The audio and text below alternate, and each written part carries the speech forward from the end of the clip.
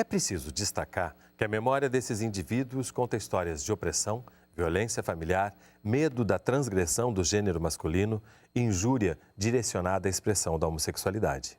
8 deles assinalaram ter pai autoritário, enérgico e disciplinador. 4 sofreram pressão e rejeição familiar. 5 revelaram a sua homossexualidade para a família só após a morte do pai. 10 saíram de casa ou migraram para outras cidades para viverem suas relações homossexuais.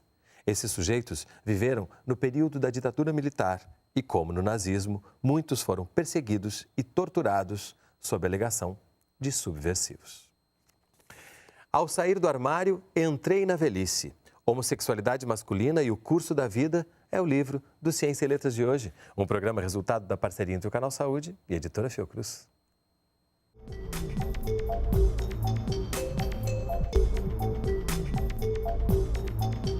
Conversam comigo no estúdio do Canal Saúde, Murilo Mota, sociólogo do Núcleo de Estudos de Políticas Públicas em Direitos Humanos, da UFRJ, e Maria das Dores Campos Machado, cientista social, professora da Universidade Federal do Rio de Janeiro. Sejam bem-vindos. Obrigada. Obrigado, uma honra. Entrar nesse livro aqui vai mexendo com tanta coisa da gente, né? Primeiro com essa compreensão de que a velhice é um tabu ainda para todos, né? Depois tem esse recorte aqui. Mas isso é uma coisa que em algum momento passou pela cabeça de vocês, está aqui inclusive escrito no livro, né? De como era importante fazer um recorte do recorte, né? Fala não só da velhice, mas dessa velhice específica, que é dos homens, dos homossexuais masculinos, quando vão chegando a uma certa idade e aí vão se deparando com questões. O livro ele é resultado da minha tese de doutorado, orientado pela professora Dodora, e ele traz à tona a discussão do indivíduo moderno, que é discutir as limitações da vida num mundo absolutamente individualizado, que busca autonomia, que busca, na verdade, a todo preço, a aproximação da juventude. Então, a gente desvalorizando, portanto, o que não é jovem. E né? aí, quando você inclui nesse rol de questões absolutamente caras para a sociedade contemporânea a discussão da homossexualidade, você traz aí novos parâmetros para a gente pensar as nossas limitações e pensar, por exemplo, quem é esse sujeito moderno, na sua diversidade, nas suas implicações, nas classificações que nós pensamos em identificá-los o tempo todo como gay, homossexual, homens que fazem sexo com homens. Bicha velha, que é uma coisa que aparece aqui, que é uma forma de desqualificar imediatamente as pessoas, né? E aí a gente se depara com outra questão, que é a desconstrução dos clichês. Que é o clichê de que o homossexual ele é solitário, que ele está na beira da estrada de num hotelzinho esquecido por todos. Nada disso. Pelo contrário, eu vi homens absolutamente cheios de projetos de vida, que não penduraram a chuteira sexual em busca das suas atividades, se adaptando às questões novas dos parâmetros dos encontros pela internet, por exemplo. Os aplicativos é uma questão nova para esses sujeitos. E estão aí para todos, né? Mas, ao mesmo tempo, também vai ficando claro uma questão da sociedade, que é o machismo, o heterocentrismo, assim que a gente fala, né? O heterocentrismo, que são coisas que atingem a todos, né? E esse livro nos ajuda a ver também como isso pode ser cruel, né?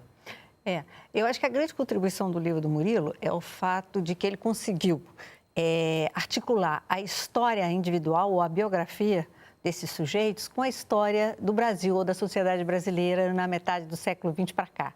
Né? Então, ele consegue, de uma certa forma, mostrar como que, através das décadas, a sociedade foi se modificando e esses sujeitos que passaram por Getúlio Vargas, pela ditadura militar, pela epidemia da AIDS, hoje vivem a velhice. Ao contar essas histórias, ele está contando um pouco da história da sociedade brasileira. Dos 15 entrevistados, eu fui tirando aqui algumas questões para a gente tratar. Por exemplo, o Antônio, que é o primeiro que aparece, ele fala, inclusive, ele usa o termo alforria em sair da cidade pequena para poder vir para uma cidade grande e assim ser, né? Se reconhecer. Este é um movimento comum, né? Porque se a gente está falando dessa sociedade cruel, patriarcal, heteronormativa, nas cidades pequenas isso tende a ser ainda mais forte e muitas vezes violento mesmo, né? É incrível como que apesar de eu ter estudado homens de uma geração anterior, né, da década de 60, essa perspectiva da migração da pequena cidade para a grande cidade, onde o homossexual busca uma individualidade maior para se expressar livremente, é um fato coletivo, ainda das atuais gerações. Então, você tem uma série de experiências para a afirmação da homossexualidade, até se autoafirmar como gay, porque ser gay é uma outra questão, com uma experiência coletiva. O assumir-se gay, por exemplo, é uma experiência coletiva que tem certos ritos muito comum que atravessa gerações. Isso é incrível. Por que ser gay é outra questão? Porque quando nós falamos em homossexualidade, nós estamos falando em classificação, experiência comportamental. Então, você tem sujeitos que têm experiência homossexual, mas não têm autoidentidade sexual de ser gay. Então, identidade expressa estilo de vida, expressa gostos, visão de mundo. Então, para as atuais gerações, por exemplo, ser gay não necessariamente está ligado à homossexualidade. Você tem uma série de jovens que têm uma experiência no contexto da comunidade gay que não desejam pessoas do mesmo sexo. E é interessante, é preciso desconstruir isso também. E deixar a diversidade acontecer, né? Esses velhos deram a cara a tapa para que essa atual geração pudesse vencer muitas etapas. Eu vejo que quando a gente expressa, eu me refiro aos velhos como velhos, eu não quero ser desrespeitoso. Eu quero apenas dizer a quem eu estou me referindo. Já que a gente está falando dos velhos, vamos falar das crianças também, porque todos os velhos são crianças, foram crianças, e que bom que permaneçam crianças. Lembro-me de que fui um menino normal, que não fui um mariquinha. Eu sempre fui moleque, eu gostava de soltar pipa, só não gostava de jogar bola, mas gostava de andar de carreta, andar pela rua, era um molequinho de rua. Mas nunca tive nada com outro menino quando era criança. Mas eu acho que já havia despertado e não sabia. Minha primeira transa com um garoto, eu acho que foi com 14 anos, Márcio, de 60 hoje. Naquela época tinha os meus amigos e gostava deles. E eu não era um menino, digamos, feminino, entendeu? Praticava esportes, que geralmente os homens heterossexuais praticam. Eu não tinha uma postura feminina gestual, a não ser leve estética mais apurada que os outros. José, 63. São depoimentos que também já deixam claro esse medo de se demonstrar algo que não seja totalmente masculino. Né? É porque normalmente as famílias, né, elas tendem desde que as crianças nascem, tendem a dar uma educação que, de uma certa maneira, é para fixar os sujeitos, né, em determinados lugares, ou menino ou menina. Né? Então, desde a nomeação até os brinquedos, as cores, é tudo no sentido de você, de uma certa forma, demarcar, né, as possibilidades desses sujeitos dentro da sociedade. E que você siga esse padrão dali para frente, né? Esse padrão daqui para frente. Nisso aí, eu acho que a migração para as cidades, ela é um marco importante, porque as metrópoles, elas têm a possibilidade do anonimato, o que não tem na cidade pequena, né? Então, no anonimato, antes da internet, no anonimato, você podia experimentar. Hoje, com a internet, a experimentação ela já está muito maior ainda e você consegue trocas de informação muito mais facilmente, né? Que não é o caso desses sujeitos aí, né? Eu queria resgatar um pouco essa fala, porque ela é emblemática em dois aspectos. Primeiro, é que a desassociação da mariquinha com a homossexualidade. Uhum. Ele, por exemplo, ele ressalta, eu era um menino normal, ou seja, um menino homem. Segundo, é a desconstrução de que se nasce homossexual. Ele vai ressaltar nessa fala o quanto que esse desejo foi construído na trajetória da vida dele. Então, parar com essa bobagem de que se nasce as coisas, que se nasce os desejos. Ninguém nasce nada, a gente vai construindo ao longo da vida. Homossexualidade, heterossexualidade. Agora, somos construídos no contexto da heteronormatividade. Esse é o sofrimento do desviante, esse é o sofrimento do desvio. É interessante, né? Porque você usa umas palavras que me parecem meio perigosas, assim, né? Normal, desviante, né? Isso eu vou te ouvindo e vou dizendo, mas o que realmente ele quer dizer com isso? Que eu tenho um certo errado? Não, o que nós, na verdade, que estamos... você tem o diferente em relação à heteronormatividade, que a cultura se estabelece no âmbito das relações heterossexuais, e quem não está dentro da norma se desviou. Então, para o desviante, existe uma carreira que se aprende a se estabelecer fora da norma. Isso tudo a partir desse padrão heteronormativo, né? E estabelecer fora da norma por exemplo, ter a possibilidade de entender a clandestinidade, de entender o gueto, os códigos da sedução. E esses homens, por exemplo, é muito interessante a fala que eles falam quando paquerava na Cinelândia. A Cinelândia é genial porque ela aparece várias vezes como um símbolo, né? Um símbolo romântico, inclusive, né? E aí daria um outro livro que é, por exemplo, a visão desses nomes, Dodô, desses homens, sobre a cidade dessa época. Dessa época, é. Então você tinha uma praça da Cinelândia, onde as coisas aconteciam, interagiam, e as relações dos homens após os seus trabalhos e os códigos de sedução. Então, para você entender um olhar de sedução em relação, no âmbito de tanta clandestinidade, você tem que estar imbuído de um desejo muito forte. E essas relações aconteciam nesse contexto. A gente está falando aqui o tempo inteiro de transgressão, né? E tem uma fala que eu acho muito bonita, que diz assim, na minha infância tinha as meninas que iam coroar Nossa Senhora. E só as meninas faziam isso. E eu cismei com o fato de não poder coroar Nossa Senhora vestido de anjo. Minha avó, que fazia roupa de anjo, era muito habilidosa. Na época eu tinha um cabelo cacheado igual um anjo. E eu dizia, eu quero, eu quero, eu quero. Aí minha avó enganou o padre, entendeu? E eu fui e coroei Nossa Senhora como se fosse uma menina. Esse fato marcou a minha infância. Essa minha avó teve uma influência muito grande na minha vida. Ela não batia muito bem da cabeça, mas eu gostava disso. Porque a gente está falando aqui das transgressões que as pessoas que são consideradas desviantes o tempo inteiro são obrigadas a fazer para poderem se entender como sujeito. E que, felizmente, algumas pessoas ao longo da vida vão compreendendo isso e vão dando também um certo estofo para que isso aconteça, né? Mas a gente volta com outras transgressões no próximo bloco. Não sai daí, a gente volta já.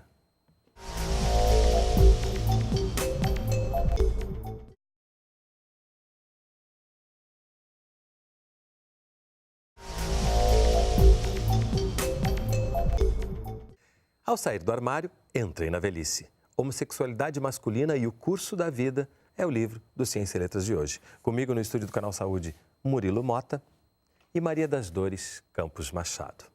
Queria abrir esse bloco falando de algo que você colocou no início, né, de como que a gente também compreende uma geração a partir desse livro, que é sobre a ditadura. A perseguição dos militares, as informações sobre as torturas na ditadura me marcaram muito. Na época eu tinha um amigo homossexual que era comunista, conversava muito com ele, era uma pessoa muito culta. Eu lembro que comprei para ele um livro chamado Nosso Homem em Havana e ele foi preso. Foram na casa dele e recolheram tudo que ele tinha, cartas, livros, tudo. E eu fiquei com medo se eles pegassem aquele livro e vissem a minha dedicatória e me pegassem também. Nessa época eu morava no interior e vinha frequentar lugares gays aqui no Rio de Janeiro, isso foi em 1970. Em contrapartida, tinha o movimento hippie, aquele negócio todo, a permissividade que existia na época, foi a coisa que mais marcou a minha geração, pois tinha amizade colorida, que desapareceu, infelizmente, aquilo era tão bonito. Era uma forma grandiosa de amar, e eu estou me referindo a um outro homem. Você não era obrigado a ter uma relação ou uma ligação direta com a pessoa. Eu tive um grande amor assim. O primeiro foi o Francisco, de 72 anos, e esse agora é o Ricardo, de 60. Eu acho que isso traz, né, concretamente essas marcas de geração e como que isso vai influenciando o dia a dia de todo mundo, né? São experiências, né, que a sociedade, de uma certa forma, delimita, né? Eu acho que quando você, no bloco anterior, você enfatizou a questão da transgressão, eu acho que a sociedade, ela estabelece marcos muito fortes e nós temos poucas possibilidades de experimentação. Esses homens experimentaram. Né? Então, a transgressão pode ser vista como uma possibilidade de experiência de sair do seu gênero, de experiência de sonhar com outras relações, experiência de ter seus desejos concretizados.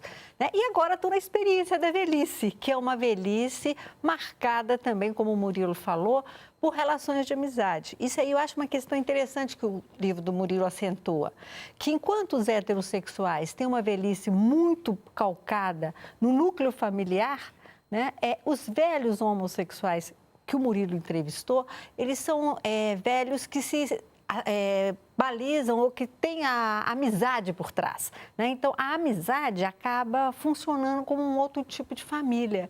Né? E isso garante uma certa velhice menos solitária, né? Uma velhice cuidada. É muito interessante, Dodô, ressaltar isso, porque, primeiro, que quando o sociólogo vê o indivíduo, ele vê a sociedade. Então, esses homens estão falando da sociedade que eles viveram.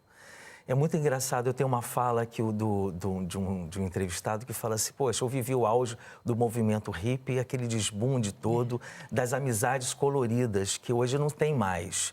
Agora, você imagina perder o cabelo em meio ao movimento hippie, onde todo mundo tinha cabelo comprido.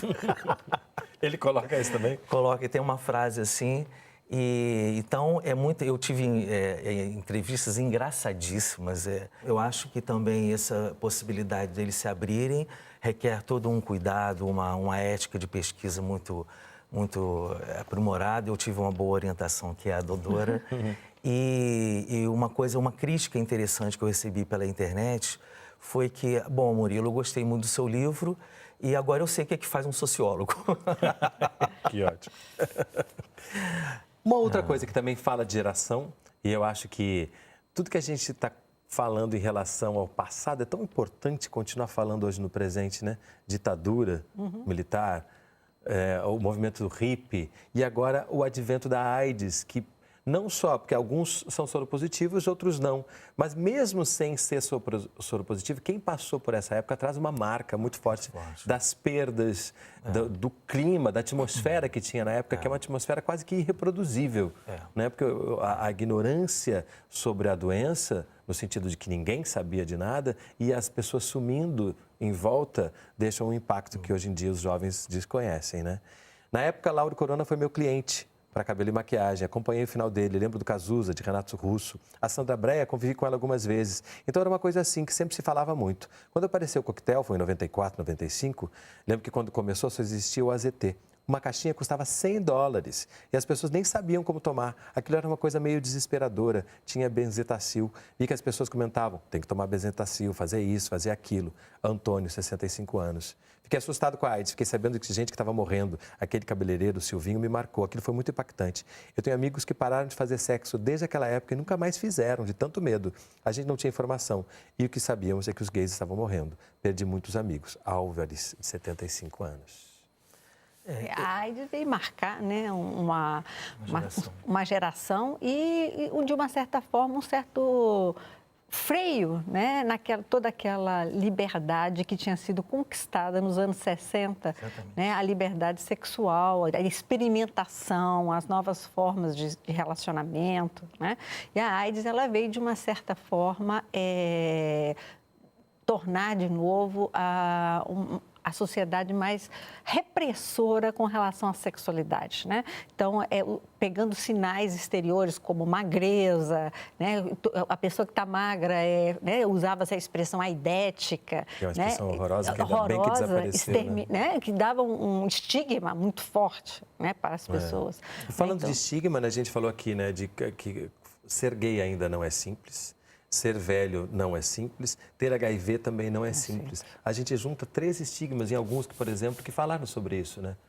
Com certeza. Aumenta a vulnerabilidade da pessoa, né? Aumenta muito a vulnerabilidade. E é lamentável que são ainda temas subalternalizados. É lamentável que a AIDS ainda não esteja no auge do debate das relações. Ainda é lamentável de todas as relações sexuais, né? E das atuais gerações. Que a gente não tem aprendido com as gerações anteriores a enfrentar o medo, o estigma, o preconceito e a desinformação. Parece que a gente não tem AIDS, né? E ela está aí em voga, matando muitas pessoas. E é lamentável isso. E é interessante ver que, por exemplo, questões que são de todo mundo, por exemplo, como aposentar-se. Aparece aqui também, né? O conselho que eu dou às pessoas hoje é de que não se aposentem. Quando a gente está trabalhando, a gente fica contando os dias para se aposentar. Eu fui um desses. Eu marcava na folhinha, faltam 10, faltam 5. E quando eu me aposentei, virou uma mesmice. Você acorda e pergunta, o que eu faço hoje? É muito ruim você acordar e não ter o que fazer. Eu não aconselho as pessoas com relação à aposentadoria, porque quando você envelhece, tudo fica ruim. A sua saúde vai piorar. Agora já nem tanto, mas a gente vai recriando. Marco, de 69 anos, que tem a ver com a coisa do estar produtivo, do estar fazendo alguma coisa o tempo inteiro, que é uma questão... De ter uma rotina, né? Uma rotina em onde se encontra pessoas, onde se pode fazer trocas, onde pode ser reconhecido, né? E isso faz muita falta também para você se sentir vivo mesmo, né? O crivo da aposentadoria realmente foi um marco na vida desses homens. E nessa época, para essa geração, aposentar é ir para o aposento, não há o que fazer mais. Agora, você imagina você ir para o aposento numa família na qual ele se construiu numa família que ele teve que sair dela, onde ele não tem filho. As redes de amizade são os amigos. Aí você tem uma família de adoção, que é a família constituída por amigos. Mas não necessariamente elas estão tão próximas, porque os amigos também estão cuidando dos seus velhos. E aí você também cria novas questões subjetivas para muito existencial. E aí a gente está falando, porque existe uma coisa masculina também, independente da sexualidade, né? Da coisa do aposentar-se. E existe uma outra questão muito masculina que é em relação à ereção. E aqui tem, olha, eu não acho que o desenrolar da vida do homossexual seja mais difícil do que o desenrolar da vida do heterossexual. Eu acho que o envelhecimento é o mesmo. Pois a que horas começa a morte de um homem? A morte de um homem começa quando ele começa a ter falhas nas ereções, porque a identidade dele é essa. Isso é uma fala muito masculina, né? Muito masculina e eu acho que muito gay também. Porque, veja bem, no caso do heterossexual, o casamento, de uma certa forma, é uma parceira que também está envelhecendo e que aquilo vai tendo, vamos dizer assim, vai sendo uma coisa dos dois, né? E o homossexual, ele tem uma ênfase muito grande, né, no desempenho sexual e na busca de novos parceiros, né? Então, é uma fala bem homossexual. E uma coisa interessante que eu percebi nesse estudo é o quanto os homens que valorizam a prática sexual como sociabilidade são os que mais têm dificuldade em perceber a sua velhice. São os que estão nas plásticas, que estão nos cremes, que estão nas academias. Aqueles que desconstruíram e naturalizaram, que vão perdendo o desejo sexual ao longo do tempo, essa questão da velhice ela passa por outros parâmetros, principalmente o medo da solidão, né, que está para todos, inclusive heterossexuais. E é interessante porque aí a gente não está julgando nada, né? Você está observando o que está acontecendo. Isso é uma narrativa que eles nos informam, né? Então, é uma perspectiva que é preciso pensar. Né? O quanto essa ideia da autovalorização da prática sexual como diversão. Porque isso um dia pode acabar. Que diversão é essa? Até que quando nós vamos valorizar essa perspectiva para além, fora da afetividade. Aí tem uma coisa muito interessante aqui, mas antes eu acho que não dá mais tempo a gente falar nada assim. Eu queria pensar nisso tudo que a gente falou aqui, né? E tentar ver como é que foi isso para vocês, depois de passar por essa experiência, em relação a pensar em si mesmo, né? Nas coisas que a gente passa por coisas, independente da sexualidade, da orientação, a gente passa o tempo inteiro por essa reavaliação da vida quando a gente vai ficando mais velho. Isso, quando a gente pesquisa, tem impacto também? Muito impacto. Muito impacto. Eu posso te falar claramente que eu fiz terapia para enfrentar as dimensões do quanto que essas falas batiam na minha subjetividade e eu necessariamente preciso de um certo distanciamento. Não significa naturalidade ou neutralidade. Eu acho que tem também a questão de você poder relativizar, né? Que as experiências, mesmo sendo homossexuais ou heterossexuais, elas têm muito em comum, é o elemento da humanidade, né? E também a solidão também faz parte da vida do heterossexual, né? E então eu acho assim, que tem muita coisa que você relativiza quando lê o outro. Está no âmbito do indivíduo moderno. Agora, eu penso que muitas dessas questões ela estão subalternalizadas para o debate. Ainda não estão em voga como deveria estar. E faz bem para todos nós falar sobre elas, né? Falar abertamente, sem meias palavras, né? Como fez João Silvério Trevisan ao longo de toda a sua trajetória, Devassos no Paraíso, a homossexualidade no Brasil, da colônia à alteridade. Esse livro aqui é uma pérola necessária, né? Devia estar nas escolas. Com certeza. Por que você trouxe o João Silvério? Devia estar nas escolas mesmo. O Devassos no Paraíso foi um impacto na minha formação acadêmica como sociólogo. Isso na década de 90 foi a primeira edição. E o Trevisan, um grande historiador, literato, escreve esse livro como uma análise da conjuntura das relações masculinas no mundo brasileiro, quando nunca se falava disso. Ele foi pioneiro. E além de ser uma pessoa gentilíssima, né? Leminski, Caprichos e Relaxos. Nós temos um programa sobre Leminski aqui, que é um dos nossos campeões de audiência. É um poeta que te encanta? Eu sou de Itabira, cidade do Drummond. Mas eu aprendi a gostar de poesia com Leminski. Uma pequena traição poética. Uma pequena traição poética. Mas eu particularmente, fui muito tocada pelo Leminski. Ele que me despertou o prazer pela poesia, né? Ele tem uns poemas muito curtos, muito concisos, mas extremamente fortes, né? E tem tudo a ver com o nosso programa. Meus amigos, quando me dão a mão, sempre deixam outra coisa. Presença, olhar, lembrança, calor. Meus amigos, quando me dão, deixam na minha a sua mão. Assim a gente termina esse programa. Eu quero agradecer muitíssimo a presença de vocês. Que bom que esses trabalhos existem, porque é falando sobre isso e todo mundo se identificando com o outro nas suas diferenças, nas suas semelhanças, a gente constrói uma diversidade saudável, que é o que esse Brasil tem e precisa sair da invisibilidade para a gente poder festejar. É isso aí. Muito obrigado. Obrigadíssimo pela presença de vocês. Muito obrigado. Obrigada. O programa Ciência e Letras da Fundação Oswaldo Cruz é resultado de uma parceria entre o Canal Saúde e a editora Fiocruz. Se você quiser entrar em contato, mandar sua crítica ou sugestão de leitura, nosso endereço eletrônico é canal.fiocruz.br ou então visite a página Ciência e Letras no Facebook. A gente se vê no próximo programa. Até lá! Para entrar em contato com a editora Fiocruz, acesse www.fiocruz.br/editora ou ligue para 21 3882 9007.